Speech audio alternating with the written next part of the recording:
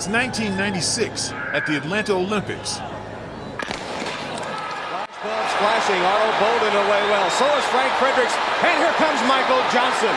They're approaching the top of the straightaway. Michael Johnson reaching deep. He has the lead, but Fredericks... This world record race made Michael Johnson the only man to win both the 400-meter and 200-meter at the same Olympics. And he did it all in custom gold-colored Nike spikes. Images of Johnson in his legendary golden shoes spread worldwide. Despite millions seeing those Nike shoes on TV and even on the cover of Time magazine, Nike wasn't an official Olympic sponsor. Reebok was. But when asked, more people thought Nike was the sponsor. Reebok, after spending millions on sponsorship, saw the spotlight go to their competitor. They eventually ended their Olympic deal, and the IOC began cracking down on brands like Nike for using the games for marketing without paying for sponsorship. Now, even simple things like tweeting about the Olympics can get you sued, and using the Olympic rings without permission could land you in trouble. Why did it get this extreme? It all stems from that legendary race in Atlanta. This is the story of how Nike hijacked the Olympics. Who owns the Olympics, though?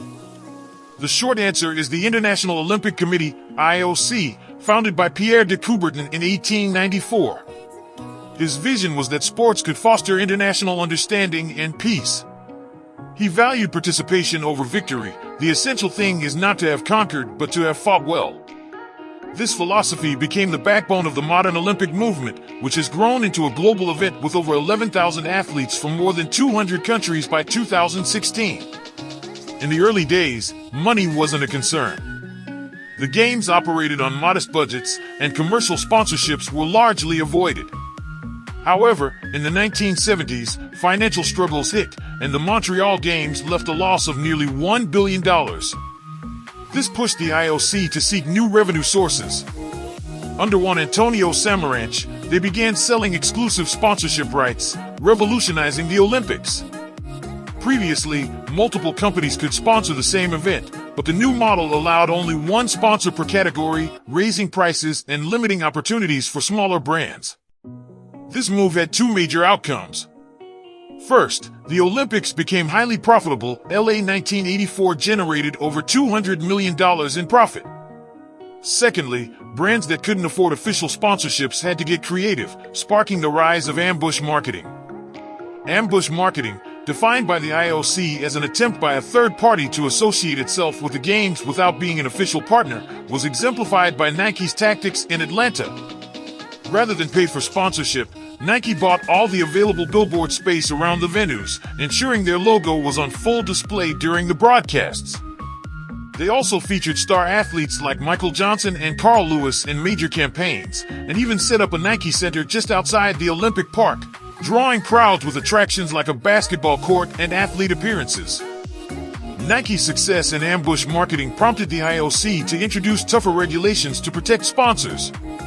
Countries hosting the games, like the UK for London 2012, enacted laws to prevent unofficial associations with the Olympics, leading to sometimes absurd enforcement, like a butcher being warned for displaying sausage links resembling the Olympic rings.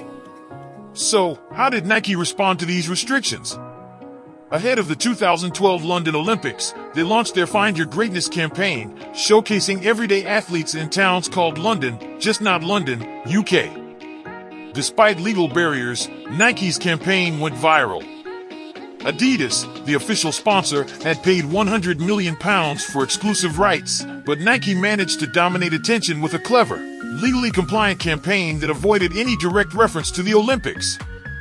Instead, Nike featured people in towns around the world named London, like London, Ohio, and London, Nigeria.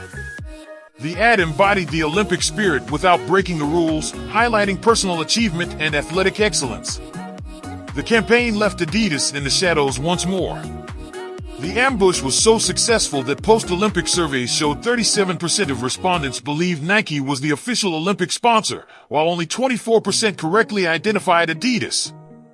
Despite the strict regulations in place and Adidas's significant investment, Nike's creative approach once again stole the spotlight, cementing its reputation for ambush marketing. Nike had, once again, hijacked the Olympics without officially sponsoring the games. Ambush marketing raises the issue of balancing free expression with protecting the interests of official sponsors. The IOC must protect the games and its partners, but the creativity of brands like Nike continues to push the boundaries of these laws. While the IOC may own the Olympic brand, the games belong to the public and, most of all, the athletes who make them what they are.